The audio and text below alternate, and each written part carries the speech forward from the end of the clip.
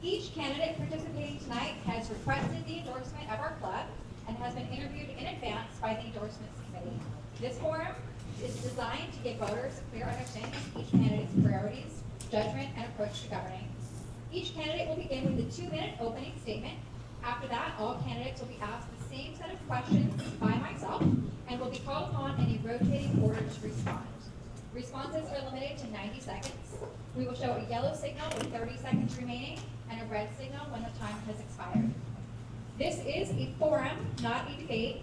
Candidates are asked to not address one another directly, and there will be no interruptions so that everyone has the opportunity to be heard. Please keep your answers factual and focused on your own positions rather than speculating about others. Due to time constraints, we will not be taking questions from the audience, and there will be no closing statements. We ask the audience to please also refrain from interruption or disruption, and any agitators will be asked to leave. The questions for tonight's forum were consolidated in advance with feedback from members of our club and cover several broad categories: legislative priorities, healthcare, immigration, campaign finance, foreign policy, protections for vulnerable communities, and the structure and role of government. Our goal is to give voters a clear, fair, and informative view of where each candidate stands. Thank you again to our candidates and our audience. We will now begin with opening statements. We're going to start at the far end and work our way back towards me.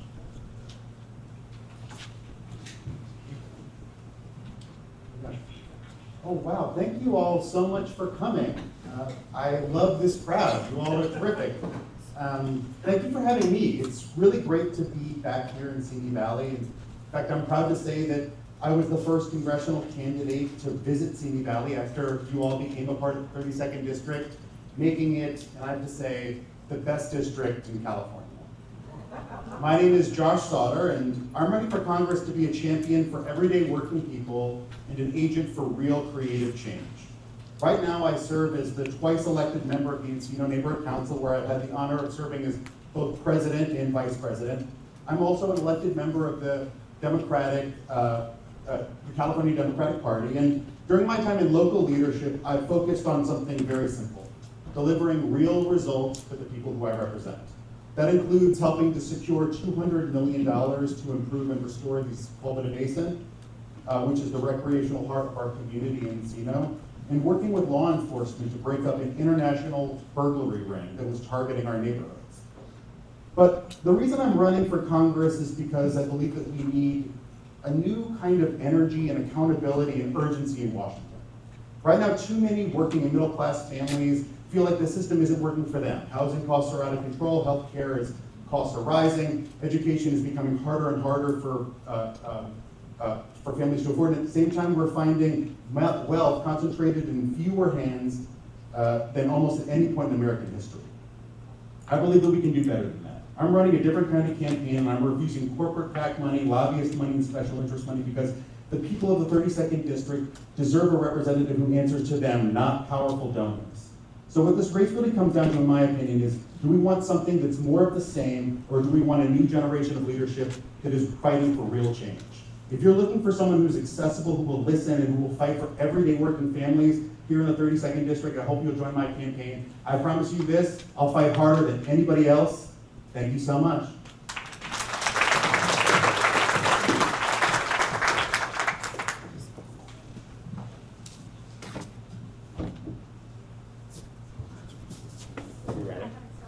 Okay, thank you. Okay, what's up, Simi Valley? It is wonderful to be here with this group. I love coming to this group. You guys represent the grit and the tenacity that we need so much more of in our Democratic Party. My name is Jake Levine. I am running for Congress at an extraordinary time that we find ourselves in here in this community and all across the country. A time when we face urgent challenges and a need for fresh leadership. And we cannot wait for change. We lost my childhood home in the Palisades fire. It has been over a year. There remains no water in the Palisades Reservoir, no plan for recovery, no leadership. What about Aliso Canyon down the 118 freeway? I worked to lay the groundwork to help shut down that facility with Fran Pavley in Sacramento. We accelerated the procurement of clean energy storage at the CPUC to use clean battery storage as an alternative. 10 years later, that facility under Brad Sherman's supervision is drilling new wells filled to the brim. Here in Simi, at Santa Susana, a nuclear radioactive waste site that has gone unremediated for 75 years. We've been talking about the Sepulveda Transit Corridor for 40 plus years. That idea was born in 1980. Our member of Congress has delivered to us a draft environmental impact report. How long are we willing to wait, California 32? When politicians in Washington were putting their finger in the political winds, trying to figure out if they could sign on to the Green New Deal, I was building one here in California, the California Climate Action Corps that has put 20,000 young people to work. The times that we now require, that we are in, require us to come together and build the future that we can imagine together. I grew up here. I played on nearly every baseball diamond in the Valley. I learned about public service from this community, but as my wife and I raise our little boy, I am deeply concerned about the world that he will inherit. Instead of hope, he is seeing our neighbors and friends and family kidnapped, families torn apart. They're seeing unconstitutional war, they're seeing crypto corruption, and they're seeing an economy that does not work for working families. I'm looking forward to representing you for change. Thank you.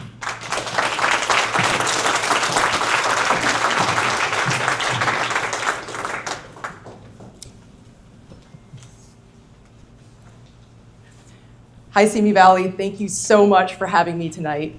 This is just my 4th candidate forum, and I'm so grateful for the hospitality the endorsement committee has already shown. My name is Dr. Marena Lin. I have a doctorate in climate science from Harvard University and a master's in urban and regional planning from UCLA. I've published widely in climate science. I was supported by the National Science Foundation, and while I was at Harvard, I actually helped found the first graduate labor union against a multi-billion-dollar union busting campaign by billionaire Harvard University. I'm so proud of that. I helped found a nonprofit that to this day continues to deliver food to families in need. In Boston, we've delivered over 400 tons of food, and I came back here because of the Porter Ranch gas leak and because of the multiple medical crises that my family had to go through. I know exactly how the phone trees at Medi-Cal, Medicare, and the ACA marketplace often feel like an escape room. And I've been successful in fighting for those. A big part of the job is constituent services, and I hope to continue that and expand it to everyone who deserves to have access to those. I support Medicare for all. I support the Green New Deal, updated for the threats by AI and crypto. I have the expertise to deal with those. I oppose weapons transfers to Israel as they commit genocide. I oppose the war in Iran. I will take all the money that we're sending abroad and bring it back home. And I know exactly what that can do at home. I oppose congressional stock trading, all of the money, all the corruption that ties people to foreign lobbies, to the crypto industry, to AI super PACs. I have none of that. It's all small donors for me. I was raised by this district. I'm a product of this district, and I'm truly a representative of this district. So I hope you consider that in your endorsement vote tonight. Thank you so much.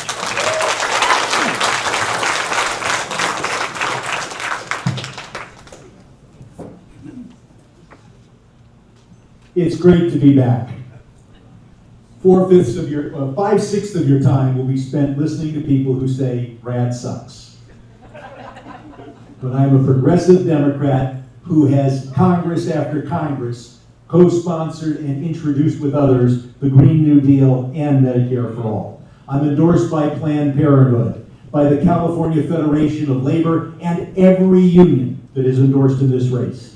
I'm endorsed by the Sierra Club and one of my favorite constituents, Bill Nye, the science guy, because of my dedication to fighting global warming.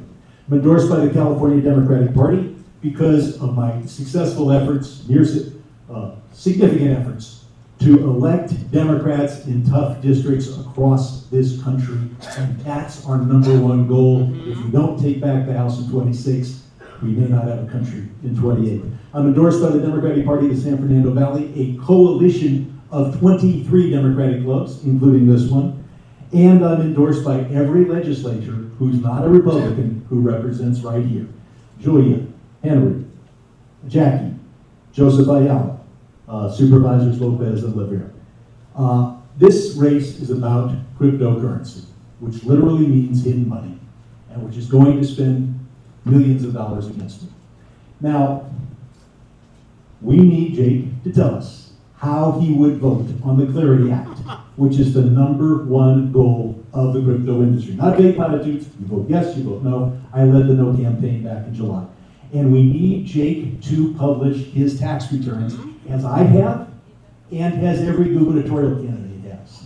Especially the California return, because friends of yours have told me you didn't file a California return, didn't pay California taxes in 2022, 2023, and 24. Prove them wrong, publish your returns. And finally, you need to disclose your finances. Forgot to mention you killed 20,000 kids in Gaza too. I forgot to mention that. And AIPAC, endorsement AIPAC.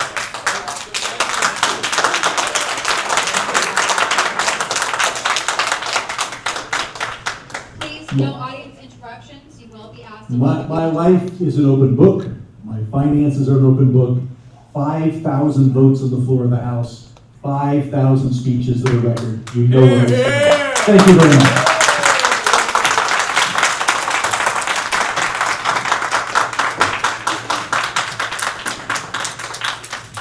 Thank you so much for graciously hosting us all this evening. I love Simi Valley and I love all the people here, and it's great to see you. When I first came here 30 years ago, I was welcomed with open arms. Now I'm told to leave and go home. I didn't come here to leave. I came here to fight and to build a thriving community. I'm here to serve all constituents. I am not a single policy candidate. Economy, housing, crime prevention, immigration reform, these are issues that we're all facing every single day. I have a 9-point energy and manufacturing plan that, working with my coalition partner, the National Infrastructure Bank, which will hopefully pass Congress next year and immediately within a few months bring jobs into this district. And it will also clean up Santa Susana, a site that is full of radioactive contamination. The Department of Energy has cleaned up even larger sites in Savannah River, Tennessee, Idaho. I know a bit about this. My husband was in the Navy nuclear reactor program for 4 years. I've lived it. The only thing lock and clean up is Boeing and its shareholders. Santa Susana is owned by Boeing, and according to one candidate here, one of the other candidates here owns 215,000 of Boeing shares, and I would love that candidate to speak to how he's going to mitigate that conflict of interest, including another conflict of interest about why he hired a lobby firm to run his campaign and pay for his campaign, and also outsource his relationship to marginalized communities through that lobby firm. I am here to serve. We have to get big lobby money out of politics, because this is not a democratic and fair race when at least one candidate is taking millions of dollars of lobby money. And Brad, we know, anyway, so, but Brad's honest and open about it, I guess. Labor money.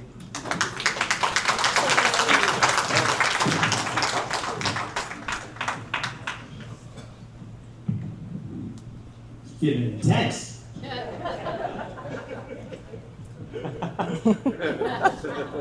It started. It's gonna be a long night. It's good to see some of you. I saw you guys, I think before you got here, Josh, about 8 months ago. I love Simi Valley. We're here almost every week. We were just at Alvirus a few days ago. If you haven't been there, you should go check Alvirus out. It's about supporting local businesses. It's about supporting our community. That's what this is about. That's why I'm in this race. I'm not from Washington, D.C. And some of you already know who I am. I have a small business. I raised my family here. I do jiu-jitsu here, as you know. It's about our community. It's about us. I don't know if there's any billionaires here today, but they're the problem. When you have the 1% dictating legislatively, when they support Brad Sherman and not listen to working people, the 99%. That's who's here today. We talked about AIPAC earlier. I'm endorsed by Trap AIPAC. I oppose AIPAC. AIPAC should be abolished. We don't have to think twice about this. And not just that, but the donors that fund the other systems. They put up their front PACs. They did this in Illinois. We do not support that. That is not democracy. What is happening in Lebanon today? What is happening in Iran? It is an illegal, unconstitutional war. When people like Brad post things on social media that imply they support that, that is not opposition. What? We, That's not right. Say whatever you want. okay. We can talk about it afterwards. You're probably wrong. We know. Hey, let me finish, sir. Thank you. We're talking about what working people are going through. It's rent, it's childcare, it's good jobs, it's our economy. This is what we have to focus on. I didn't just come to Simi Valley because I'm running for office. I've been to Simi Valley for many, many years. I have friends here. It is about listening to people, and also for Simi Valley, I actually have a representative that's actually here. It has been switched around so many times here in Simi Valley. Simi Valley is not the stepchild of our community. Thank you, guys.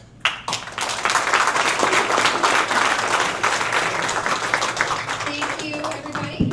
As we move into the questions portion of the evening, please be respectful of the time. We have a lot of questions to get through and a lot of people to answer them. If the timekeeper shows your time, you can finish the sentence that you're on, and then please be done. I will give the order that you'll be answering before each question. I did randomize it for every single question, so I will read the order that you'll answer in first, and then the question, so you can be prepared. Our first question of the evening is about ICE enforcement. Most candidates here support limiting ICE's authority.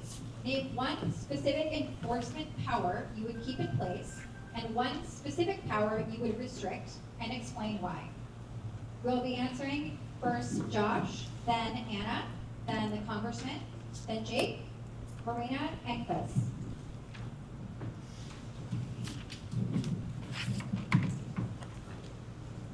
Okay, thank you so much. So immigration is not abstract for me, it's personal. About 12 years ago, when DREAM Act students came to Washington, D.C. to engage in a sit-in in Congress, I volunteered my parents' house, and my living room turned into their, essentially, like a war room to organize for their rights. I got to know many of them personally. I'm still good friends with many of them. Immigration is also part of my story. My grandfather was an immigrant who translated for his parents, who didn't speak English, and he went on to become a dentist in Queens and achieve the American dream. Some of my fondest memories are when I was about 5 or 6 years old, laying on his bed, and he'd hold up dental x-rays, and we just look at them. It's just a fond memory of mine. What I mean to say is that America is a nation of immigrants. One of my members of my team who's here tonight is an immigrant, Vanessa Bell. She's from Guatemala. She came here when she was 11 years old, and she grew up here in Simi Valley. She wants to be an immigration lawyer where she's studying at CSUN, and she has this one sort of baseline that she wants to ask for everybody, which I agree with. What is your dream when you want to come to America? That's why I believe that we need comprehensive immigration reform, a pathway to citizenship for dreamers, undocumented immigrants, and who are also a part of our community. When it comes to ICE, I say fuck ICE, okay? I've worked with immigrant communities, and meanwhile, I don't think that leadership stops at photo ops. I know that Jake loves photo ops at Home Depot, and I know that our congressman here, he loves to appear in campaign ads that are funded by us taxpayers, where he walks by fuck ICE, but he's never been to a detention center outside of that ad. Thank you. I'm going to take this sitting down. I still have a broken foot, so it's hard for me to stand all the time. I'm a senior White House correspondent who has held the highest levels of government to account. That includes speaking with our border immigration Cesar. I'm also a first-generation immigrant, and the only first immigration immigrant amongst all the candidates here tonight, and I actually do know a bit about immigration. I believe every immigrant, whether legal or not, has a right to due process. No one should be criminalized. Go to court, have your day in court, and see what the outcome is. I believe also that America has the right to protect its own borders, which every single other country does in the world. I believe we need new visas. I believe there are a whole rack of visas that need to be reconfigured, remodernized in the visa system so that we can meet the moment that is here now. There was the old Becerra visa that ran, decades ago. That could be reshaped, reformed to actually work, to allow a pathway for our hardworking Hispanic and Latina immigrants who don't have the professional capacities to go through other visa processes. I believe ICE needs to be completely reformed. I'm scared if we abolish ICE, what will take its place and what happens if we don't get in next time. We must start reforming now. I know the Borders Czar is starting to work on it with pressure from Congress, and we must get that done. I'm practical, and I was endorsed by the Progressive Democrat Club. Thank you.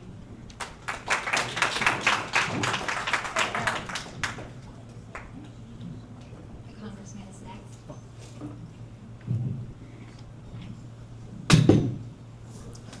Got to abolish ICE, but more importantly, change the mission, not the organizational chart. We should not be enforcing immigration laws in the interior of this country except for those convicted of a felony. So it's not just the organization. Now, what have I done?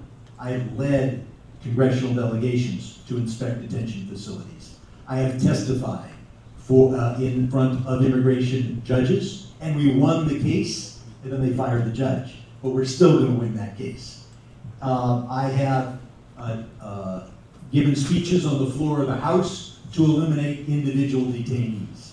And I have voted against ICE 8 times. Now, I've, of course, supported the impeachment and removal of Kristi Noem, but changing organization and changing individuals is not the key. The key is to change the mission. What else have I? Oh, we've gotten people out of detention. I can't tell you their names because their families don't want to be revisited. So there's a lot to do. It starts by electing a new Congress.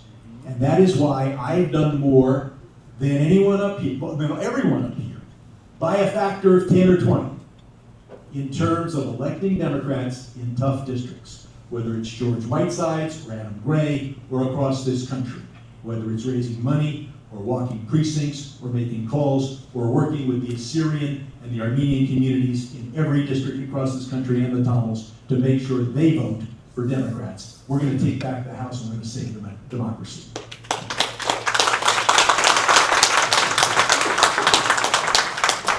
As a reminder, the next three are Jake, Marena, and Chris. Did any of you want me to repeat the question? You want to repeat the question? Did you want me to repeat the question? No, I think I got it. Thank you, Serena. Listen, I think we all agree that what we're seeing in our communities does not reflect who we are as Americans, does not reflect our values. And Simi Valley has been ground zero of what's been going on. I know Leo Martinez with BC Defensa was detained just last week. We had 3 school children detained. We had a family separated.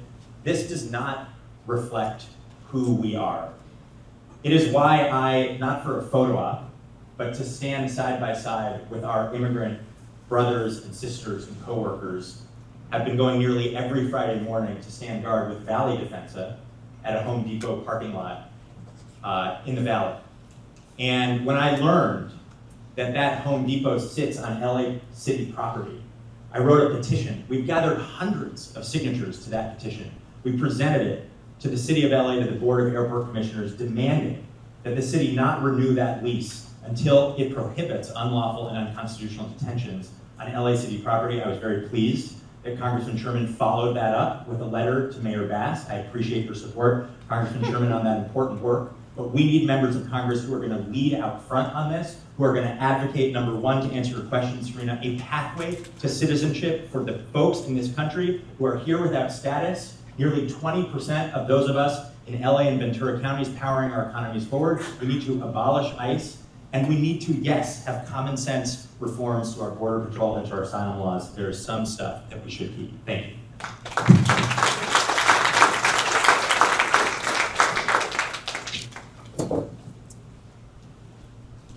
I'll just answer the question straight up. We need to abolish ICE and abolish immigrant detention. I am the daughter of Taiwanese immigrants. My father did not speak English. Both my grandmothers were given away as children, and 3 of my siblings, I'm among 3 siblings with doctorates in my family. That's what the American dream is. And I think 29% of us who are foreign born and our families can understand what that striving feels like. We need to do away with ICE. It does not stand, it's not the American dream. It has violated every civil rights law you can imagine. It violates human rights law. So what do we need to keep from it? We need to keep the rule following. We need to keep the actual law in place, but where did ICE used to live before it was founded? It was with INS. And back then, it was in the same exact area that welcomed immigrants in and had citizenship ceremonies. That needs to be its new mission. We need to get rid of it. It doesn't belong anywhere in our system. I'm the only candidate here who, as an ordinary citizen, won the release of an ICE detainee in 2019. And ICE has enough information on me to take out a mortgage in my name. And most recently, they got my license plates when I was standing in front of the ICE office, counting people going in and counting them coming out as they did their ICE check-ins. I plan to be there every week, even after this campaign is over. I'm deeply committed to the immigrant cause, and I think we all should be. It has no place here and doesn't stand for what we are. That money needs to come right back into our medical system, and these people need to go. We need to fund TSA. Thank you so much.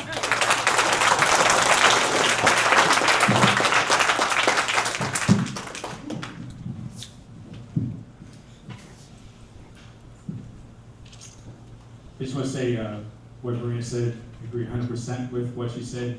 And I also just want to bring up something really quick, what happened about a week ago. The emails that you sent, Jake, and that Brad forwarded over to everybody, trying to make it a one-on-one situation and not include everybody here. There's diverse opinions of all backgrounds. And having a democratic, transparent process for all candidates is what we're doing here. They did that to Bernie way back when, and that's all I'm going to say about that. So Brad, forward that out. Appreciate that. Again, we have to abolish ICE. We're not going to reform ICE. They're stealing so much from our communities, physically, monetarily. The fact that ICE will have a larger budget than the Marines. We've seen the training that these ICE agents have. It's like 45 days. I have a lot of friends who are in the military who are operators. They're disgusted by this. People are being killed. We have to invest in our community. We didn't have ICE that long ago. Brad did vote for the Patriot Act then. There were elected officials who didn't vote for the Patriot Act, like Bernie Sanders, Barbara Lee, people who I admire. And saying we're going to save democracy when you're supporting Democrats like Don Davis and Jared Golden, who voted with MAGA to fund ICE. You can say what you want up here, but the voting record and how you spend your money, it says a lot. Thank you.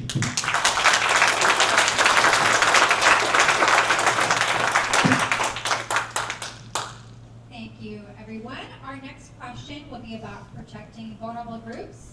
Within the broader issue of protecting vulnerable groups, particularly women, children, and LGBTQ+ individuals, which group or issue would you prioritize most in your first year, and what specific action would you take to address it?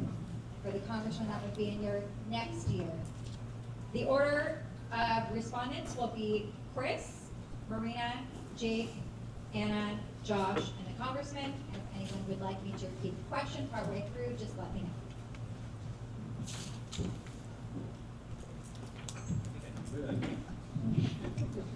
Sure. Within the broader issue of protecting vulnerable groups, particularly women, children, and LGBTQ+ individuals, which group or issue would you prioritize most in your first year, and what specific action would you take to address it? I like to fight for everybody. I'm going to just be straightforward and honest with you on that. I am biased though. I have two young daughters. They're 6 and 9 years old. They were going to come today, but they have other things to do. Even though my wife would be like, yeah, get them out of the house. Anyways, seeing the attacks, especially on women across our country, and watching the sequel to Handmaid's Tale is disturbingly too realistic to watch, and seeing MAGA, seeing Project 2025, the Heritage Foundation, all these organizations that are literally trying to make women second-class citizens. My blood boils seeing these things. And Pete Hegseth, who should be impeached, the things that his pastor said about women having the right to vote, are we serious? This is ridiculous. This is America. My grandmother is from Montana. She grew up during the Great Depression. She was a trailblazer in her own right. I learned a lot from her, that grit, that determination. that willingness to put your head out and take the risk for conflict. When you vote present, like Brad Sherman on the Charlie Kirk Remembrance Act, you did, buddy. You have to have courage. It doesn't matter if you've been in office for 30 years, if you're not going to fight for women, for LGBTQ, transgender, you have to speak up. Thank you.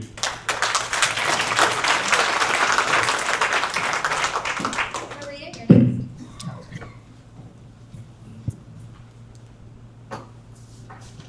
I think one area that cuts across all of these vulnerable groups is our healthcare system.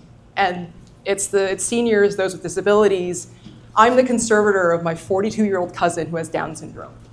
I'm younger than him. I go with him to his appointments, and they think I'm his mom. I have a mask on, so they're excused. But I've really seen he would be homeless if I wasn't able to do this. And I'm blessed to have that privilege of being his conservator. He's on full Medi-Cal. So I'm terrified of the cuts they recently made to Medi-Cal that we don't see in the news. And they're coming into this district really fast. I mean, it's tens of thousands of people. If you go onto my website, I've kind of broken down what the estimates are. That if healthcare affects women, healthcare affects people trying to get gender-affirming care. It's everyone. And it's the one way that you can die and nobody cares. They just think something went wrong. I'm a true advocate, and I really think the one way to handle this is my constituent services will help you get access to your health care through the insurance system. When my dad went to look for health care, he didn't speak English. So he didn't even know that he was eligible for Medicare at that point. So he went with the bargain basement plan that I think contributed to his passing back in 2018. I think that story is happening to a lot of us around here. And that's why single payer is absolutely essential. It's a human rights issue. It's a civil rights issue. Thanks.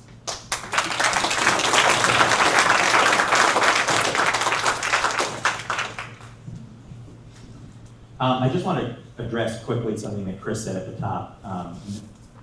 Apologies because this might be a little inside baseball, but just to the other candidates on this stage.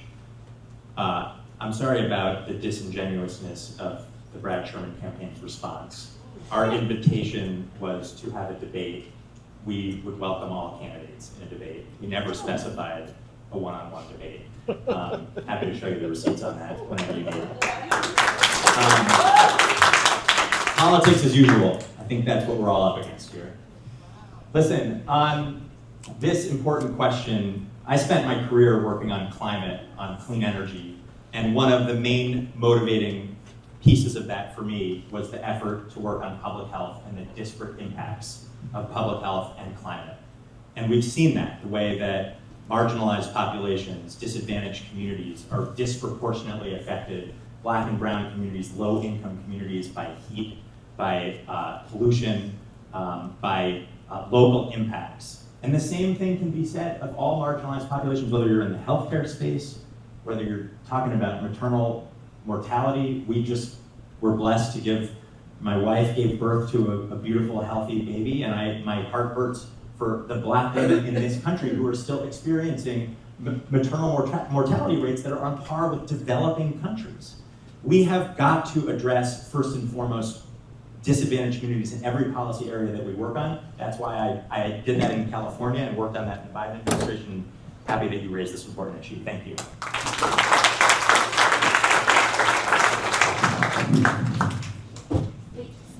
Okay, well, I'm going to stand up for this one because I come from a country, New Zealand, that gave the woman in the world the first right to vote. So I have something to say because I fought for women's rights all my life. I fought for equal pay in the film industry for over 20 years. I've been documented speaking at the Directors Guild, making sure that we have more female directors. So I'm going to have a field day on this one. Number one, abortion. We're going to give women's right to have abortions back. No woman should have to be raped or sexually assaulted and have that baby or cross the border and be sick. Number two, there was the Take It Down Act, which I covered in the White House last year, which has stopped harassment of women through sexual assault and everything online. I want to expand the Take It Down Act, and I will say that was a bipartisan thing that got through. Amy Klobuchar was at the White House with that.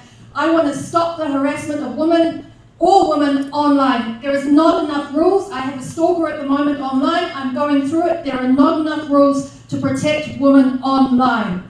The third thing is universal health care. We can expand Medicare, Medi-Cal, all these things and bring in universal health care and with a private insurance option on top. It works overseas, New Zealand, Australia, England, Norway, France, Sweden. It can be done here, it can be done successfully. I have already, with my coalition partners, drawn up a plan to make it work here. That's going to bring $600 billion into the state. It's a $5 trillion level investment. I'm going to get it done. We're going to make it right for women in this country again.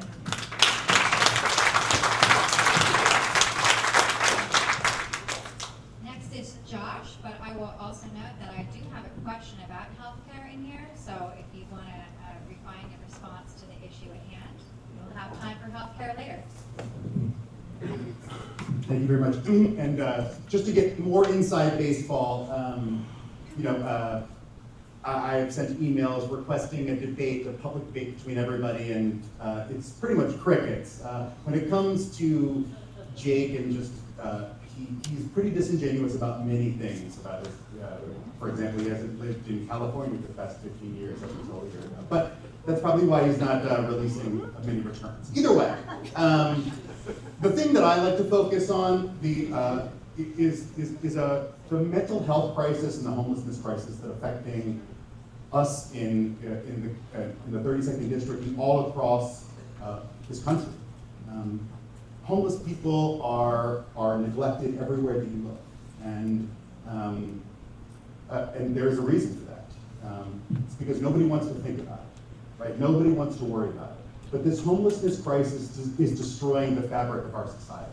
You look at it with policing, with fires, with our healthcare system. When nobody deals with this huge issue, what happens is that it sucks down everything. There are more people who are living outside in California than anywhere else in the country, right? And it's because it's an issue of affordable housing, and it's also an issue of recovery and sobriety. I don't like to talk about this all that often, but I'm in Alcoholics Anonymous. I'm 7 years sober. My wife is 12 years sober. Now, I have a plan for housing 40% of homeless people, and it requires recovery campuses, 400 people at a time, where the encampments are, and I have a solution for it. Go to my website. Thank you.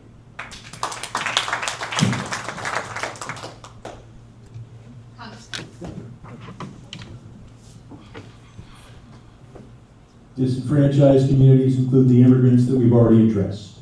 Includes health care. I have again and again joined with others in introducing Medicare for All.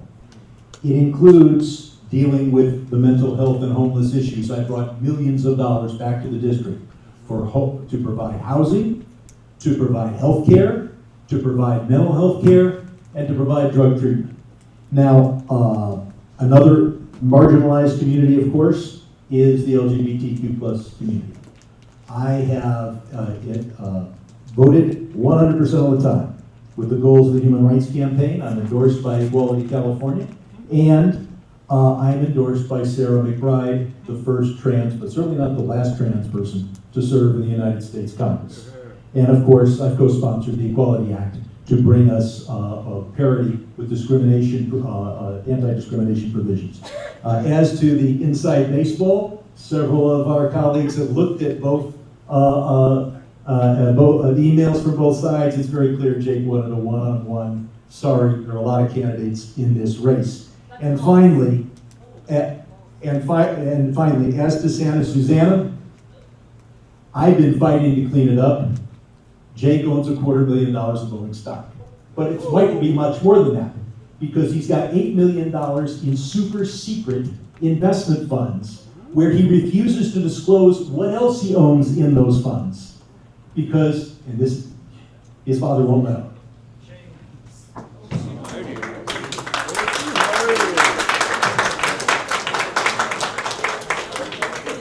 Before we move to our next question, I would like to reiterate that we have requested, since this is not a debate, that everyone please keep your answers factual and focused on your own positions, as I said in my opening statement.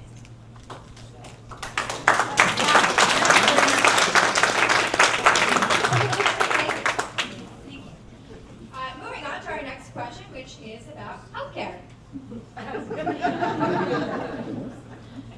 With the cutting of ACA subsidies and many Americans already being forced to go without healthcare under the current insurance systems, what are your policy proposals for covering Americans' healthcare needs?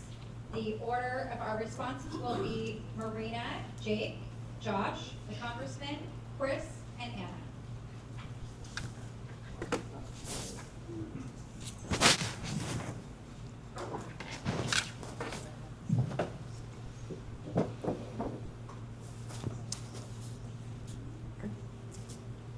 So yeah, I just answered this before, but I'm 100% for single payer. I'll give you a story of what just happened recently. So my cousin needs a surgery from UCLA. It took me 18 months to get an appointment, and we're so excited for the surgery. It was March 12th, and I hear from the financial department at UCLA that they refuse to have the contract. They canceled the contract.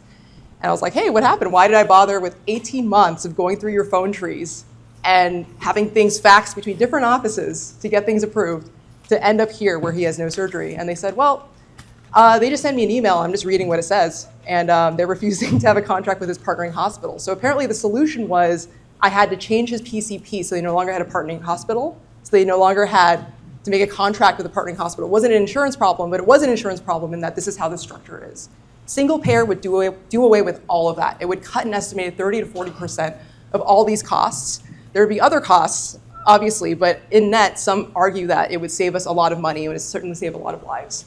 I would fight for this for all Americans, and not just having this available, but actually making it accessible. It might as well not exist if you can't access it. We should think of that for every service we have with government.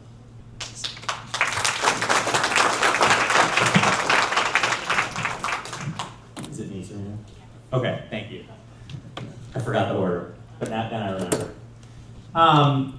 Listen, Congressman Sherman is going to let everyone here know that he fought to keep ACA subsidies, to shut down the government. I remember being with Congressman Sherman at a forum in Van Nuys when he said to everybody, no, we can't shut down the government. We can't shut it down just because we are angry.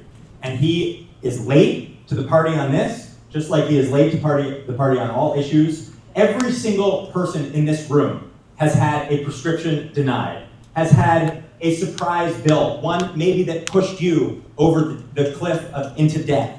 Everybody here has maybe had to decide whether you're going to choose to drive a loved one to the hospital or incur the cost of an ambulance. It is so out of reach. We have got to enact Medicare for all. We have to be able to build the coalitions in Congress to get that done. After 30 years in Congress, where are the coalitions across the aisle? Where are the coalitions with other Democrats? It is time for a change. And in the meantime, we got to fill the cracks in the system that exists. We got to bring down prescription drug prices. We got to end the monopolies that allow pharmaceutical companies to own the front of the house and the back of the house. We have to eliminate prior authorizations so that AI isn't telling you what kind of drugs that you can have. And are you telling me that we can spend $1 billion on war, but we can't provide long-term care? We can't provide vision, dental, hearing aids for our seniors? Give me a break.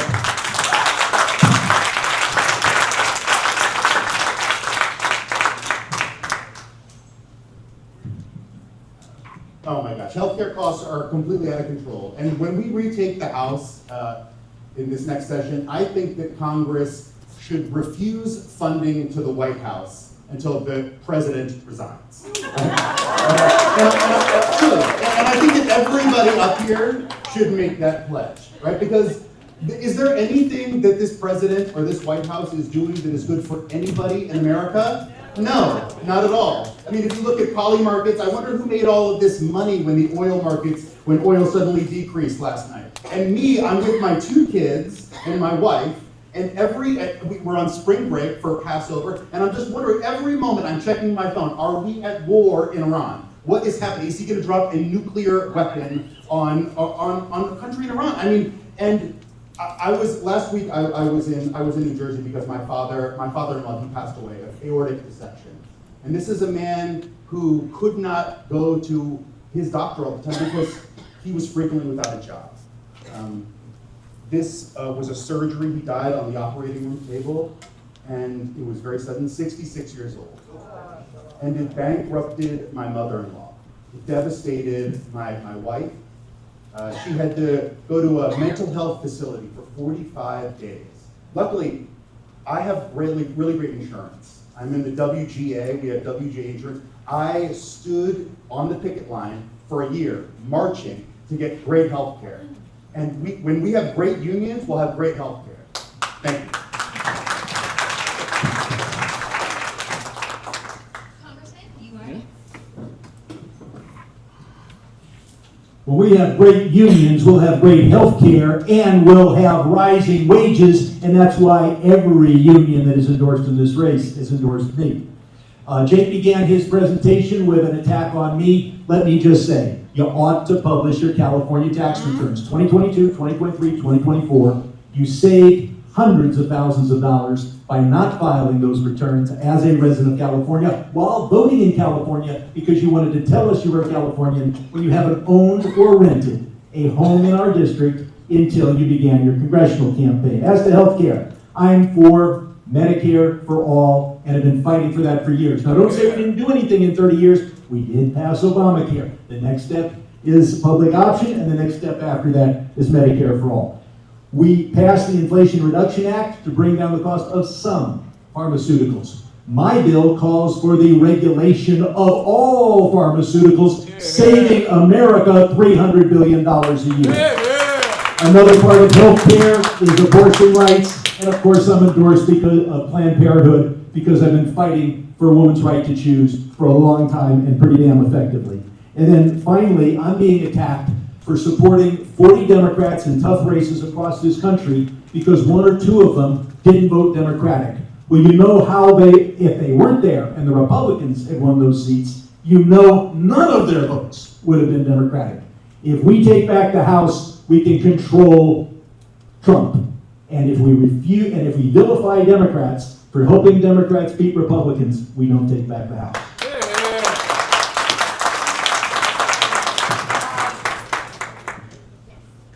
This is a healthcare question, right? We're way over here, like Serena just said what not to do. What not to do. I won't respond to that. I'm a regular person. Just kind of hearing this inside politics back and forth, I'm like disgusted by it, to be honest with you. Like it really upsets me and annoys me because it's all ego stuff. We're here to talk about our district. We're here to talk about constituents and healthcare. That's the question. One of my good friends who passed away a few years ago, great person, smart person. We always talk about Medicare for all, single payer.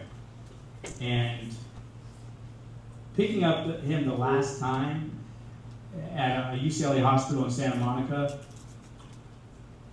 he almost emaciated.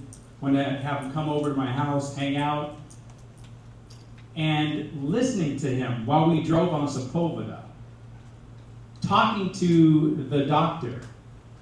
He has no energy, but just listening to him trying to explain that he is not in that, he already had that procedure. He already had that. He's like 90 pounds. Our system is broken. The healthcare system has to be reformed. Yes, the Affordable Care Act was amazing, incredible. Thank you, Brad. But we have to go beyond that. We have to fight for it. We all know how long someone's been in office. It's okay to have a philosophical differences of opinions of how we fight for those things, like everybody here. But it's the implementation of it. If we're not having results, then we have to fix it. It's about solutions. Thank you.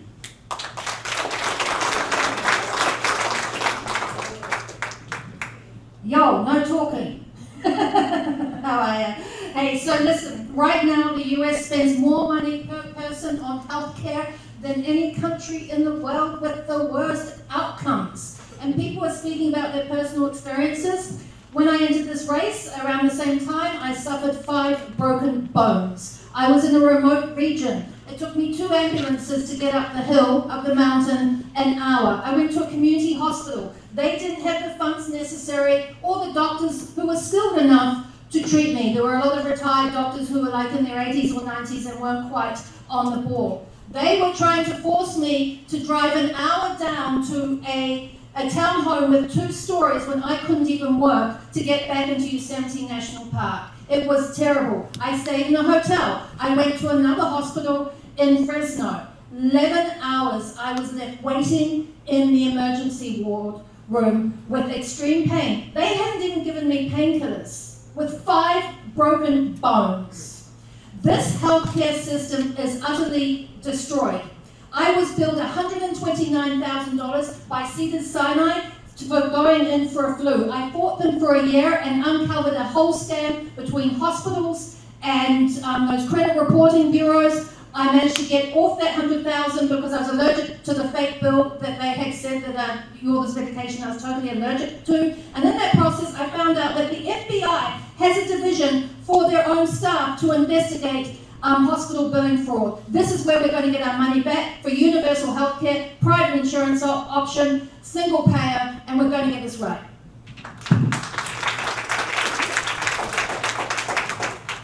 Thank you, everyone. Before we move on to the next question, I'm just going to restate myself. Again, we could please try and remain focused on our own positions. What we really want to hear is how you would address some of these issues if you were in office. And I will also mention that we do have a mute button on the microphones, which we may start using. I'm going to move on to foreign policy. There are growing concerns, of course, about civilian harm in the current conflicts involving Israel, Iran, Palestine, and Lebanon. What specific standards would you use to decide whether U.S. support should continue or change? The order of our responses will be Anna, the Congressman, Josh, Marena, Jake, and Chris. Wow, okay, thank you. And I hopefully, that I really do wish your endorsement, and I do bring some experience in this area as well. Rick Sherman opposed diplomacy when it was on the table, the Iran nuclear deal, and he now supports actions that push us closer to conflict. You don't prevent nuclear escalation by escalating conflict. You prevent it with enforceable agreements, oversight, and clear strategy. I will always fight for diplomacy. I have not taken money from AIPAC. I have not taken money from J Street. Neither, nor will I, because I do not think foreign interested lobby firms should dictate our foreign policy. We need to put Americans first in everything we do. I hate to say that word because then, we've got to deal with the Trump thing, but I'm genuine about putting Americans first. Unlike the president, I'm like, yeah, let's put Americans first. I believe in diplomacy, first clear strategy, and accountability. Palestine, it went too far, there is no question. That war should not have resulted in 77,000 people dead. We need to rein this in. We need approval from Congress before we go to war. Brad Sherman, actually, I think in 2025, refused to the Iranian nuclear deal. Shame on you. Our goal should be one thing: protecting lives, peace. Peace is a good word to end on, I think.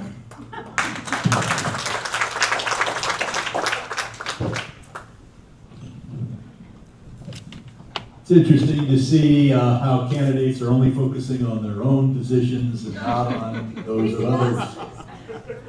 Yes. You're a war criminal. I'll ask that the time be restored for that. Now, as we have a constitution that is being You violated. killed 20,000 kids, go fuck yourself. See you, buddy. See you, buddy.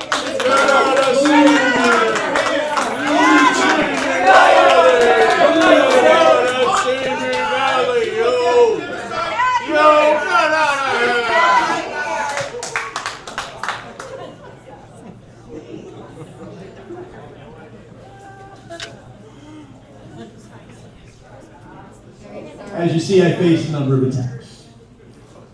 Now, we have a constitution Sorry that. to interrupt. I'm gonna have Chris restart. Oh, thank you.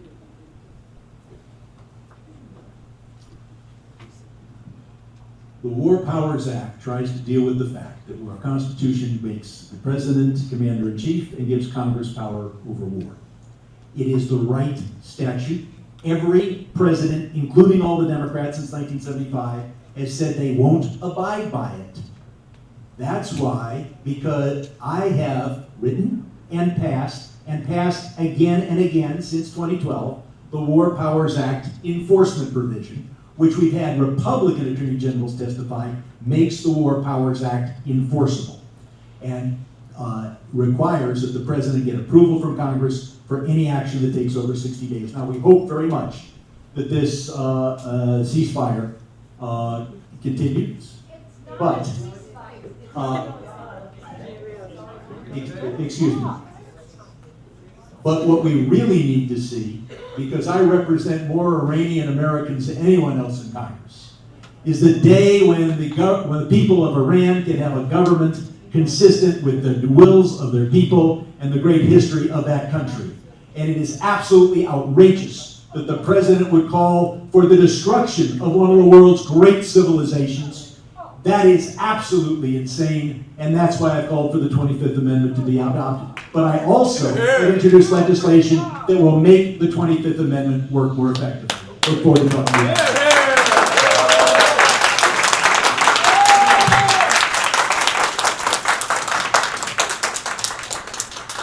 Sorry, I'm gonna interrupt actually.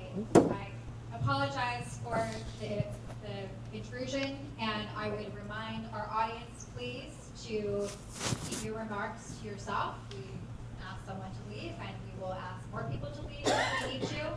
Please keep your remarks to yourself. Okay. Next is Josh, and then Marina. My God. It's crazy when people talk about the 25th Amendment, because is that going to stop what's happening right now? No, right? That's why Democrats moving forward, when we retake the House, we have to have one consistent message, which is that we are not going to fund a rogue White House, right? Full stop. What is happening right now, when the President of the United States says that he's going to obliterate a civilization, that in and of itself is a war crime, okay? So full stop. What is happening right now is outrageous, and it shouldn't happen. It is disgusting, it's grotesque, and there is nothing that is going to stop this outside of a full defunding of the White House, which is something that Congress could do if we all came together, right? But I hate to say it, the Democratic Party right now is completely out of touch with American society, and it's not just, and again, it is not just the Democrat incumbents who are here now, but it is also the status quo masquerading as change, right? It is the people who are getting money from Washington insiders and who are hiding it behind front organizations and lobbying firms, right? Brad Sherman, he takes lots of money from AIPAC, but he is upfront about it, right? He is at least honest about the fact that he is doing this horrible thing, okay? There are other people out here who are completely disingenuous about what they're doing, and that's destroying America.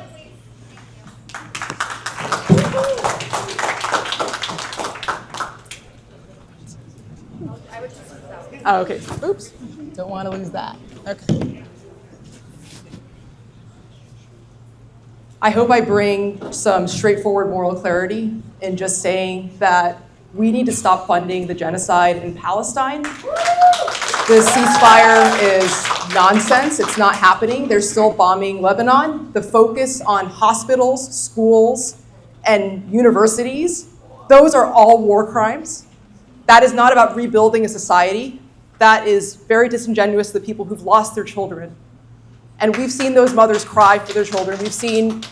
We have friends here whose parents attended those universities, and those were American bombs that were dropped on those places. That needs to stop. And it's possible to do that with the War Powers Resolution Act. It's possible to bundle in a rule where any co-belligerent nation will not be funded or supported. And that needs to be part of it. That is a straightforward, it's alignment with international law. And that's essentially what we failed to do at this point. All I want is to follow the rules and follow the laws, and we have not been doing that. We've been bought out by AIPAC, we've been bought out by J Street, and now crypto and AI super PACs have built up for this election. It's $290 million already for crypto, and close to $150 million for AI super PACs. So that's something to think about, that I want to continue Congressman Sherman's financial regulation record, and that's not something I've heard much from other candidates. And that's an important thing that would be incredibly invaluable to hold on to. Thank you.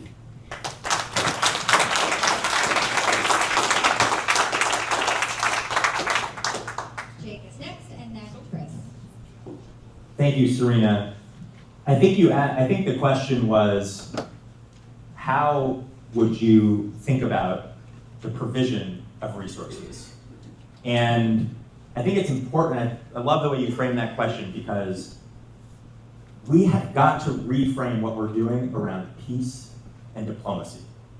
And remember, it's worth taking a look at the long arc of this, because we have an incumbent member of Congress who was one of the few Democrats cheerleading our way into war in Iraq and the authorization to use military force. I remember being a college student protesting that war while he was cheerleading for it on the floor of the House. And to this day, he most recently tweeted about how the US and Israeli targets have been purely military targets, when we know, after what Trump has said especially, that actually there have been explicit calls for targeting civilian infrastructure. Now, I have experience building peace. I worked to implement the Middle East Partnership for Peace Act. I spent time on the ground in Jericho, in Ramallah. I traveled extensively to the West Bank. And we need to remember that our provision of support should advance the cause of peace, should advance a two-state solution in Israel, one that honors the dignity and the humanity and the human rights and the self-determination of both the Israeli people and the Palestinian people. We have lost track of that North Star, and that is what we should be basing our foreign policy on.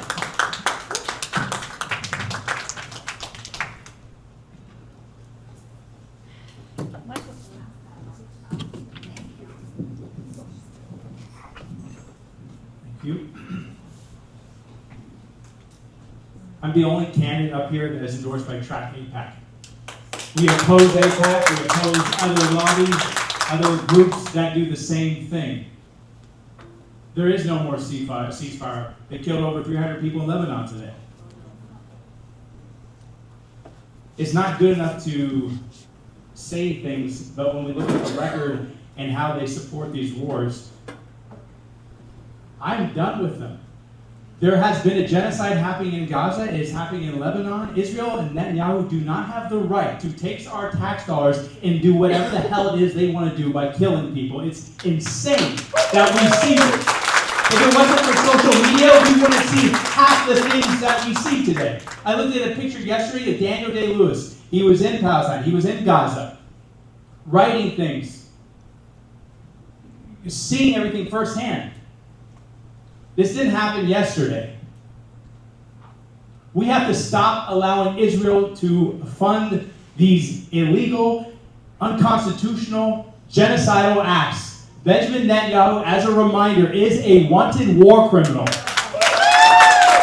We have to allow that international treaty and do the same here in the United States of America. People are struggling to put food on their table, to take care of their kids, their child care, rent, and we're sending checks. I would sign on to Block the Bombs Act immediately. This is ridiculous. Thank you. Thank you, everyone, and for mostly staying on topic. Our next question, I expect may be a little bit controversial and heated, and I would again remind you all to please focus on the question and your own position. And please refrain from speculating about other candidates. Again, I want this to be about your own position. Okay, so our question is about campaign finance.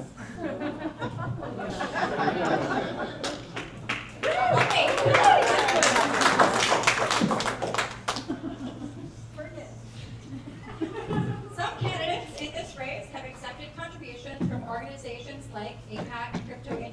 large super PACs. Can you name one contribution that you have accepted that voters might question? And I'm going to interject on my own questions, not about what you think about other people's, your own contributions, and explain to our guests how you ensure that that contribution does not influence your decisions and priorities. Our order will be Jake, Chris, Marena, Josh, Anna, and the Congressman.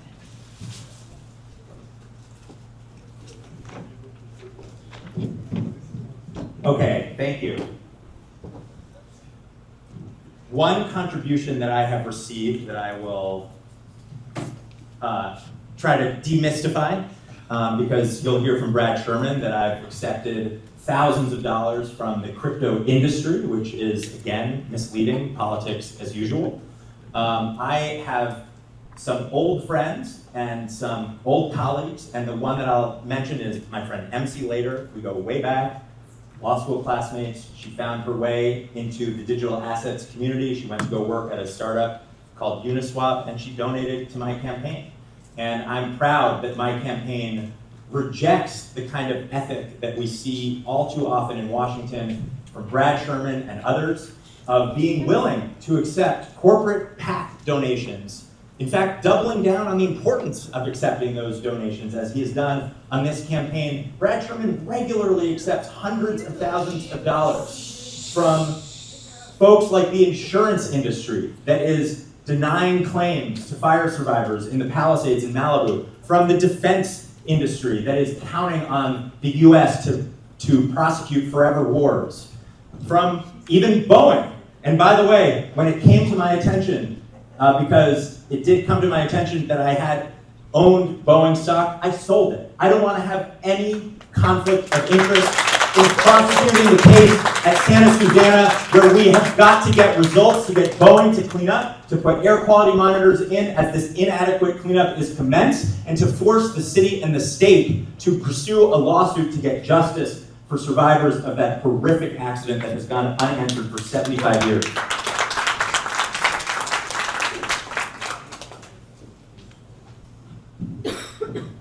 Is there coffee back there, by the way?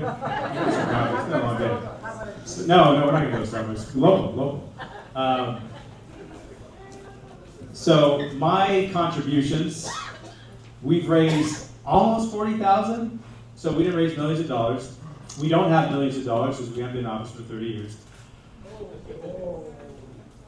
Sorry. And yes, my contributions do directly affect how I make decisions. Because guess what? They're from actual people in the community. The average contribution, the last I checked, is like $28.80. So if anybody has $29, you can donate to our campaign. But the point is, it's about people.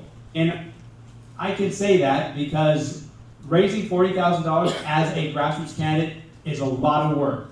It is a tremendous amount of work because we're talking to regular people. People who don't have a lot of money. People are just trying to make sure they cover their rent. But they still have the dedication to donate $25 to us. That means a lot to me.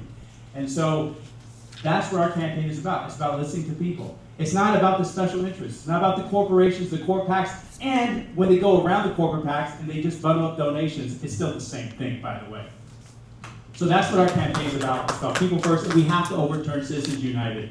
It is, again, money in politics is the problem.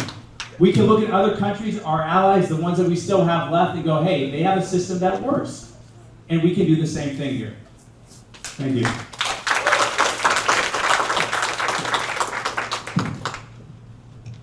Marena, you're next, and then Josh.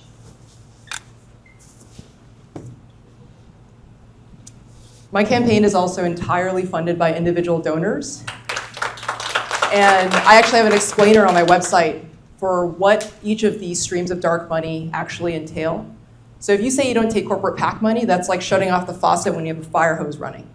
Super PACs cannot legally coordinate with a candidate. They organize around a candidate. And for crypto, a lot of their pitch has been a new generation of leaders, that they're bringing fresh blood. They don't have to name crypto.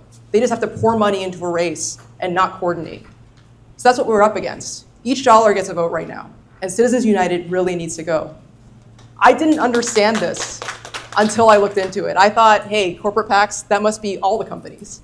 But it's not. It's bundling donations, it's super PACs, it's every kind of PAC. So I am not taking any PAC money. To answer the question, I've taken the full donation amount from an individual donor from someone who Brad Sherman tried to get fired from a university for having pro-Palestinian views. And the way I manage that influence is that he's one constituent. I already answer to individuals in my community, in my family. We deal with what happens in this community, in the Porter Ranch gas leak, with the wildfire, with everything that you feel. We have gone through it. I was there from the Northridge earthquake. I saw what that was like as a 7-year-old, the terror of not having power, not having water, not knowing what was next. And luckily that was just at 3 a.m. So I'll end it now, but I'm happy to talk after. Thank you.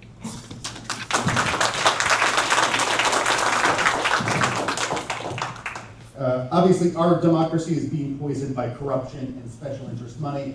And I don't know if you guys have heard this, but there's an affordability crisis here in America. Yeah, it's right here in Simi Valley, believe it or not. Some candidates here, they like to talk about the money that they're receiving, that they're not receiving. I just like Chris, I don't have that much money that I've raised. It's been a lot, in my opinion. But I want to talk about a lot of these. I want to talk about being a statistic of the affordability crisis. I bought my first home when I was 39 years old, which is now the average for first-time home buyers. And so, if you're looking at me right now, this is what the affordability crisis looks like. Get a good look, right? But there's something troubling about this race, right? And the troubling thing is that both of my main opponents, Jake and Brad, their main homes are in Washington, D.C. Brad has a $3 million home in Washington, D.C. He's become a multi-millionaire on a congressional salary. Wonder how that happened. Jake has a home that he owns in Washington, D.C., over $1 million, and he's renting a house here in Brentwood for thousands and thousands of dollars. It must be nice. I pay $27,000 a year for childcare for a 1-year-old. I also have a 3.5-year-old, right? It's very tough. But Jake spends so much money on renting a house in Brentwood just to run for this race. I wonder, why is he doing that? Right? I certainly can't afford to pay my mortgage and thousands of dollars to live someplace else. And I doubt that many people here could either. So I'm being priced out of my neighborhood, and who can you trust? A couple of Washingtonians or someone like me? Thanks.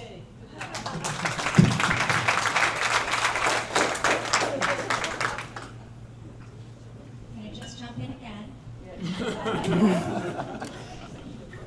Repeat my question. Thank you. Next will be Anna and then the Congressman, and the question, as a reminder, is... Wait, I have not answered this question. No, I know. I'm going to repeat the Oh, you're question. repeating it. Yes. Can you name one contribution you have accepted that voters might question, and explain how you ensure it does not influence your decisions and priorities? Anna, and then the Congressman. Well, of course, we must end Citizens United. There's no question about that. I'm very proud of my donations. As you know, I had 5 broken bones, so I haven't been able to canvass quite the same way till recently. So what did I do? I went out and stood at malls and supermarkets and met every single person that I could over the next few months, and I'm going to keep doing it because I can't walk more than 100, 200 feet at the moment without excruciating pain. My average donation has been between $25 and $75. I haven't received enough. I would love to receive more, and I think I know every donation by name because I have a photographic memory, and I would like to thank every single one of my donors, and I know there's at least one of you here in this room. Thank you so much. I'm very heartened by that. So I'm not ashamed of anything. Now, one of the newspapers recently wrote an article about Democrats receiving and signing up with lobby firms to fund their campaigns. And they did a poll and a survey, and they realized that Democratic voters do not want candidates who sign up with lobby firms and take lobby money in their campaigns. Hello! We need to clean this up. We need to bring change to each one part of our communities and our district, and the only way we're going to do that is not have conflicts of interest repeatedly in Congress. We must clean up Congress. You have 4 candidates here who are not taking lobby money. Please vote for one of us.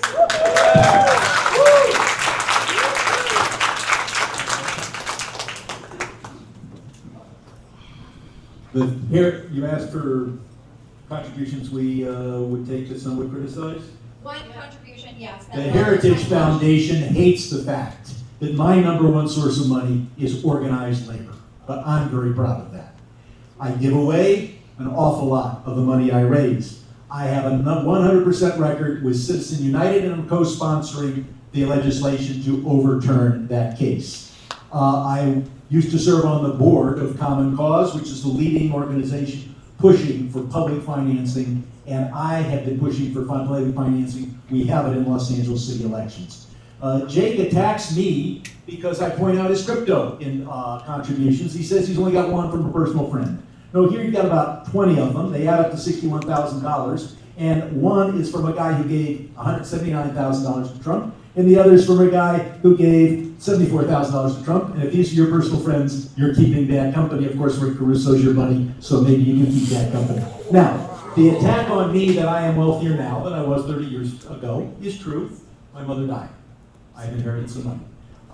The idea that Jake just discovered that he owned, imagine being so rich you didn't know that you owned $250,000 worth of Boeing stock.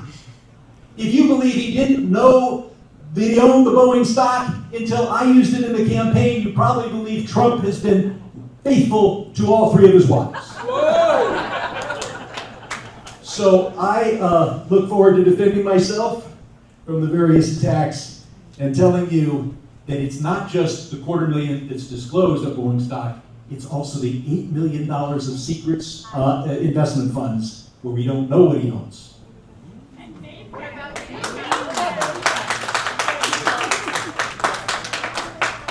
you. I did just do a time check, and we're getting a little long, so I'm going to actually skip ahead a little here. So I'm going to cut out some questions. I'm going to go to our last 2 questions. The first one will be about personal leadership. What is one decision you have made in your career, should I mention this is about you and your career, that demonstrates how you would govern differently from your opponents? The order will be Chris, Jake, Anna, the Congressman, Josh, and Marena. Can you pass, Chris, the mic? Oh, this way. That mic. Yeah, sorry, we're Chris. By the way, Anna's right. Her stalker was emailing me too, so that's the true story. Yeah, it's a crazy person. Oh, really? Yeah.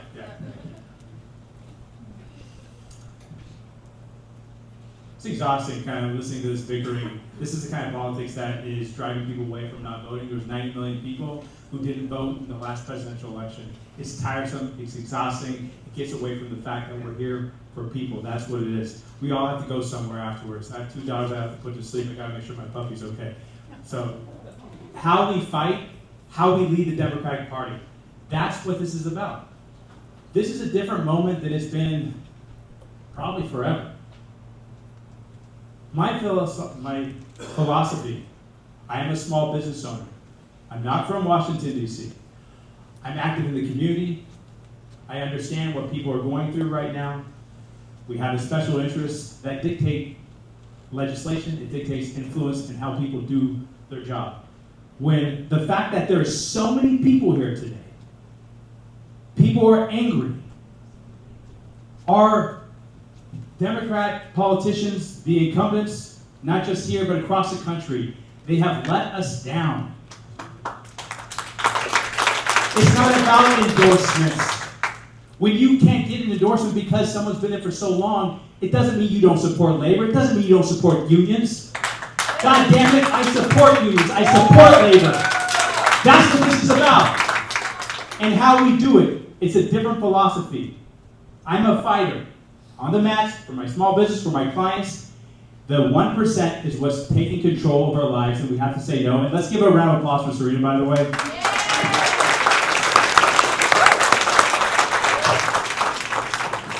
Thank you. Trying to butter me up. Jake is next. I just want to I'm going to answer the question, but just very quickly, I want to be clear that everybody can go online and inspect my financial disclosure, which I filed with the FEC as per US law. Full stop. It's out there. And I am proud of my family. I support my wife. My wife is a Pulitzer Prize winning journalist. She exposed the January 6th work and won a Pulitzer for it. She broke the news on the documents in the Trump administration, and sometimes she still reports from Washington, D.C. We live in a modern family, and I am proud to support my wife. One thing that I won't do, unlike my opponent, is take my opponents down to the ground and in the gutter. That is the kind of leadership that we are so sick of. And my example is lifting up community. When Brad Sherman and our elected officials were completely MIA after the fires, I immediately got to work after, yes, serving in Washington, D.C. for my country on the National Security Council. I helped organize community block by block. I started a nonprofit called the Department of Angels, organizing people, getting the resources that we need, getting the resources that our members of Congress have been unable to get, soil confirmation testing, housing assistance, rental assistance, help. These are things that should be basic under a disaster declaration, and our leaders have been unable to deliver. We need effective leadership that can build coalitions and get things done without tearing people down.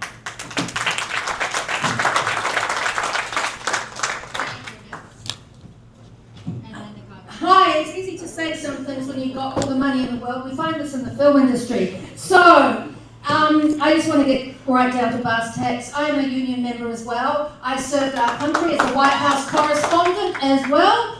And I was involved. My work's a little different when I'm in the White House. I already have a couple of lines in one of the environmental policies. I was integral in Standing Rock and getting news, certain reports straight to Obama, making a difference in Standing Rock.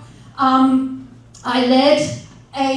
founded and led a non-profit that worked, and I was one of the leaders of one of the worst earthquake disasters in the world. Sorry, that was my hometown, New Zealand. I lost colleagues, and I led through very tough circumstances, and there is a film on that called Fault Line that you can see on one of the Vimeos or something like that. When I encountered racism that disgusted me at the White House towards the Obamas, I did something about it. Every day I would go there and I would watch the news cameraman play into the racist tropes, make them look ugly, not show the dignity that they were. As soon as Obama left, I mounted an exhibit called Celebrate Hope, the Obama Collection. It was seen by thousands until COVID struck. I played it in an area full of Republicans. They came and they cried. Fox News came and covered it, and they cried because they said we never saw the dignity before that the Obamas had. I lead different, and I get things done.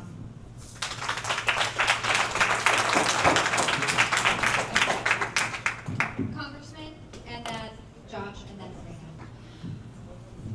You don't need to go online to see Jake's personal financial disclosure. I'm going to give it to you. He attacked me for saying, what? What's he hiding? Ladies and gentlemen, hold it down. We will have to call back. I support Israel's right to exist, and I have a right to speak. Can we please, everyone? This is what you face if you don't support the genocide of the Israelis and the exclusion of all Israelis from the land, from the river to the sea. You don't have a chance to talk about the other issues. As to his personal financial disclosure, it's right here. And it says he's got $5 million in an investment partnership, and he won't tell you what's in it because he filed a letter with the House Ethics Committee saying that his father won't let him tell you. That is a lie. Everybody else files a detailed disclosure of what's in every one of their investments. I'm in the Vanguard Fund. Sorry. sorry. you go to the I'm sorry. Vanguard Fund and you find out what's in it. Time You out. filed the letter to not say. Congressman, Yeah. be civil. You're getting out of hand, so are you. Mine's just Keep quiet. the comments civil and to the point of the question that was being asked.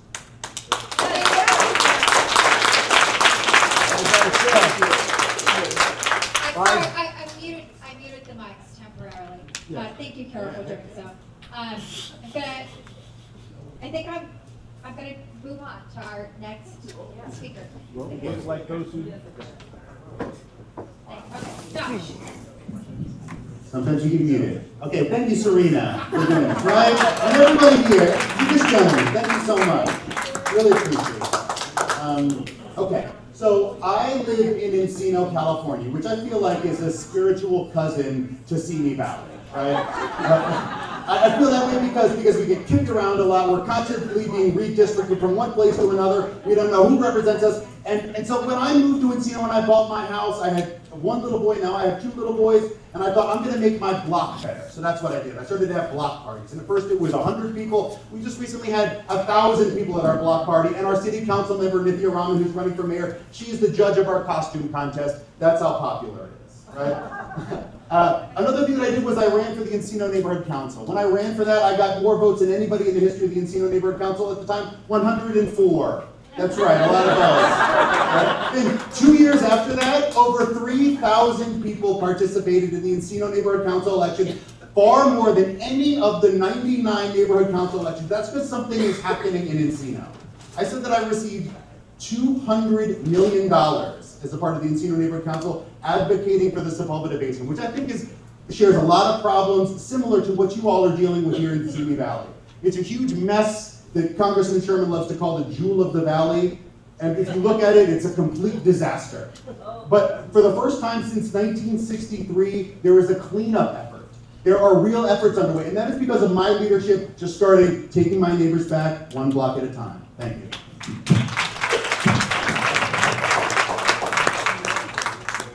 Marena, did you need me to repeat the question? Oh, that'd be great. Thank you. What is one decision you've made in your career that demonstrates how you would govern differently from your opponents? Great. So my entire career has been one of service without seeking recognition. I helped co-found the first labor union for graduate teaching and research assistants at Harvard University. We were making under $30,000, no dental care.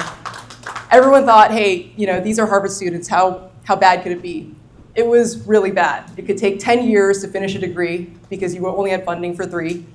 They did not pay for at times they didn't pay for your health insurance, your stipend was in and out, nothing was normalized, and Harvard tried to disqualify our election by appealing to the Trump NLRB. I'm very familiar with labor law. I'm also very familiar with the fact that a lot of the folks fighting will never get recognition. And it's all of the grind from day to day that you're on the phone line fighting for things that don't get recognized but get things done. I helped co-found I'm a co-founder and president now of Project Restore Us in Boston. We delivered over $1 million worth of food over the last 5 years. And that is also about finding a few resources, but getting community support and being extremely successful in feeding people who are hungry. So I'm very proud of that record. I'm currently in public health. I am a software engineer working on the vaccination dashboards. And my record shows I am not someone seeking the limelight. I'm not an actor. I don't do any of this I do it because I genuinely care, and I want to see results. Thank you very much.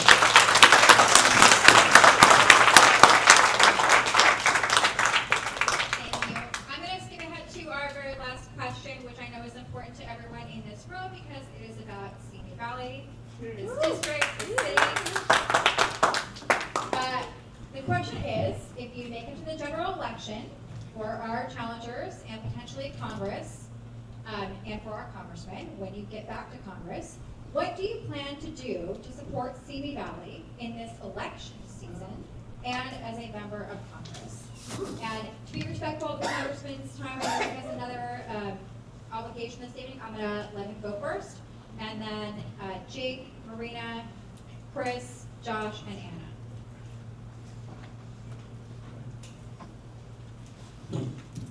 Most of what I do for Simi Valley is what I'll do for the entire country. Medicare for all. the Green New Deal, repeal Citizens United, regulate the price of all pharmaceuticals and save this country $300 billion. Fight for a woman's right to choose. Then on the specifics, I've already fought successfully for funds that have improved the 118 freeway a bit. I'm fighting for a subway through the Sepulveda Pass, which the voters of LA County determined would not be built until 2030. It's now our turn, and we're ready to go. But finally, I have a record of producing federal funds for local projects. It is very successple, and it'll be here, whether in what I've done in the areas I've represented have included, the number one thing I did, this is beyond earmarks, is get 4 C-130J firefighting planes assigned to Simi Valley. And those planes have been critical for firefighting, but particularly in the Palisades fire, just as soon as the winds allowed them to fly. Now, but whether it is Boys and Girls Clubs, whether it is homeless shelters, whether it is firefighting, fire stations, whether it is low-income housing, I have delivered for every part of the district that I currently represent, and I'll be delivering for Simi Valley next year.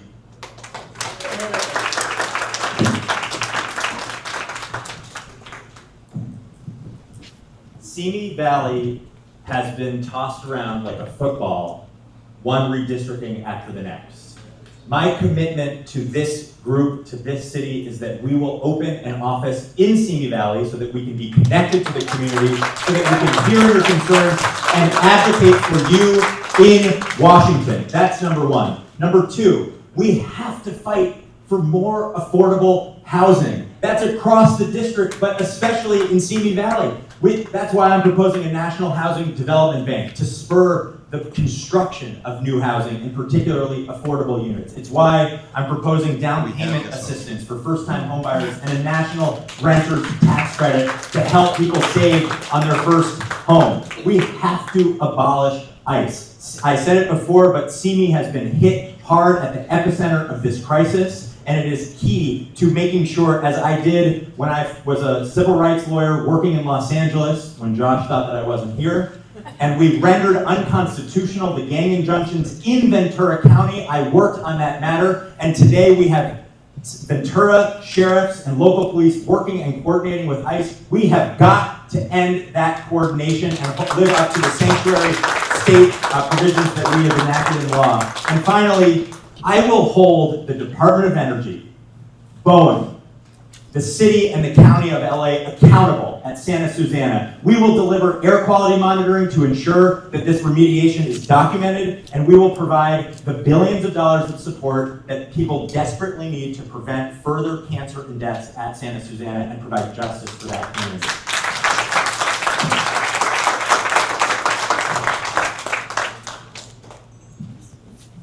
Marena is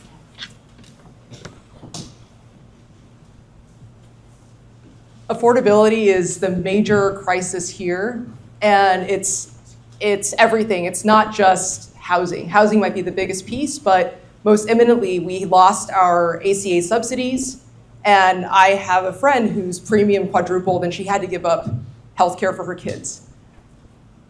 That is very real. That's on par now with what our rent is. If we're going to build new housing, we got to do something actually different, which is that 96% of the lots, residential lots in this state, are zoned for single family. Part of the Green New Deal, part of actually meeting our goals for climate change is densification.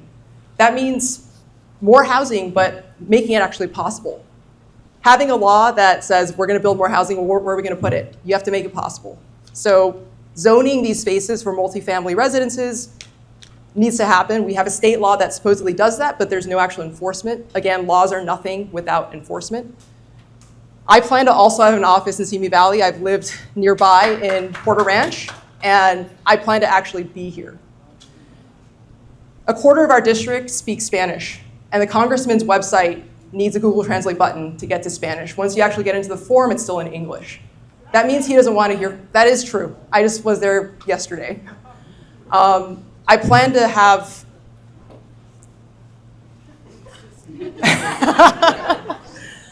I plan to actually have the site in the 4 major languages the top languages that we actually speak in this district, which is Armenian, Spanish, Farsi, and English.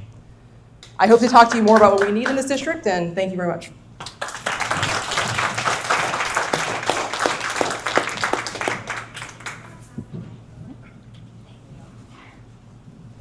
Yeah.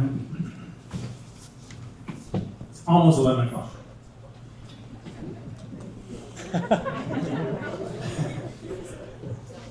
I almost forgot the question. Simi Valley, yeah. Yes, I support ICE, abolishing ICE. Sorry. See, now you're gonna, someone's gonna use a video. I agree. Abolishing ICE is a priority. We don't have to keep talking about that. It's a disaster, and when our local law enforcement is not following the state law, especially wearing face masks, those people need to be fired. They need to be removed. They're not protecting the community. What's really important to me also in Simi Valley is our small business community. We have the town center right over here. We have a lot of empty businesses, empty lots. We need to focus on making it easy for working people. Small businesses are the backbone of America. We can bring that back. The Small Business Administration, it should be so difficult to get support, to learn how to open up your business, get the resources, get the funding. It shouldn't be that difficult. We saw what happened during COVID with the PPP loans, the Lakers getting a small business loan. Insane. They have 100 CPAs, 100 lawyers. We need to focus on our community, focus on people. We need to focus on renters. We need to focus on childcare, education. Public universities should be free tuition. Community college, you could actually go to community college and it wouldn't cost that much. Now community college is almost the same as state university. This is not helping our community. It is serving the corporate class. You can't say certain things up here and have a record that doesn't show what you're saying. When you're taking BlackRock contributions, AIPAC contributions, you're taking all these things. I'm gonna stop right now. We have to respect Simi Valley. Yeah, so that's his campaign site. That's his that's not his congressional website. I just wanted to give you a chance to correct it if you want. Do it later. That's his congressional, that's his campaign site. That's not his constituent services. Do you have, Josh, and then would you like me to repeat the question? Sure, yes, thank you. No problem. Thank you, sir. John Alfred. That's his I just wanted to have a chance to correct the website.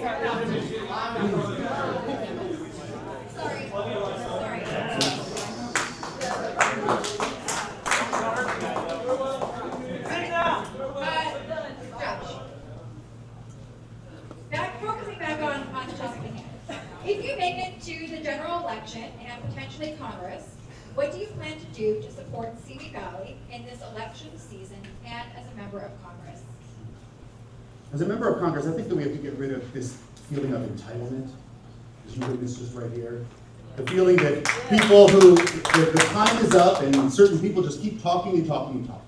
You notice that those people who keep talking and talking and talking, they feel like they can do pretty much anything because they're getting lots of money from all of it. Okay. What would I do differently? I would be accountable to the voters who I serve, okay? Because you all here, you're here until, what, 11 o'clock, 12 o'clock at night? This is what it's like in Encino, right? Because you guys are all connected and you're a part of the community. That's what I do. I build community. We have these superhero movies that we watch all the time. We think that one person can come in, parachuting in from Washington, D.C. with a bag full of money, that they're gonna save the day, right? Well, they're not. They never are.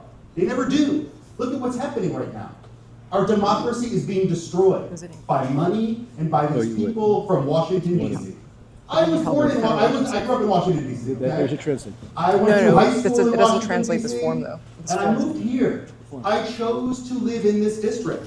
I'm raising my 2 children in a house that I bought 4 years ago that I could no longer afford. I'm being priced out of my own neighborhood. So what would I do? I would do the same thing that I'm doing on my block, in my neighborhood, in Encino, and throughout the district. I would fight. I'd have an office here, and I would do for Santa Susana what I've done for the Sepulveda Basin. I'd get a lot of eyes, a lot of attention, and a lot of money to fix it, because that's what I do. I fight and I fix. Thanks. So I remember Simi Valley when there were hardly anyone here, hardly any houses here, and I'm urging you and asking for your endorsement and to take a chance on a first-generation immigrant. I landed here with 25 cents. I've worked my way up, and I will work really, really hard for you. I was honoured that the National Infrastructure Bank chose me to work with. Brad had ignored them when they can bring so much help to the state. I will make sure I earmark a portion just for Simi Valley. And I want to be clear, they are only 20, 40, 50 signatures off getting this bill through Congress. It will be through by January, February next year. It will bring funds into this community straight away. I will make sure of it. I will have an office here that listens. I want to talk about housing because no one's actually scratched what's going on. Property developers were given huge tax breaks if they left their rental apartments empty. I don't own a house yet. I haven't been able to get into a house yet. I will make sure that large corporations are excised from both family housing and rental apartments. I will make sure that we expand rent control throughout this district and the rest of Los Angeles to help us get through this crisis, and also to be fair to one or two landlords who may be smaller landlords and whatever, that they will want some kind of incentive. I will get things done. Thank you.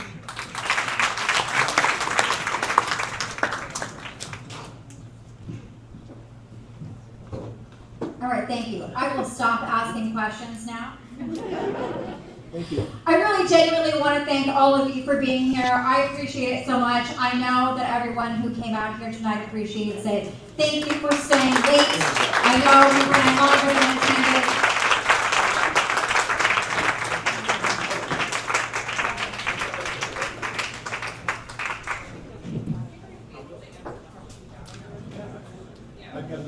Bye, Brad.